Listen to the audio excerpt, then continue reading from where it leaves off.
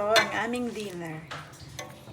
Kadyos na may langka at paa ng baboy na maraming lemongrass.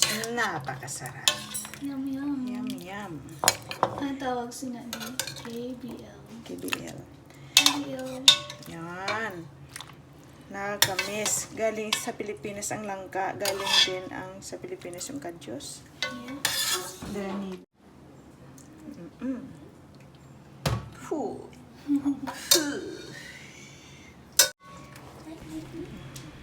Ayan mga lods, dahil na-miss ko yung kadyos, sabay nagpadala ako galing Pilipinas.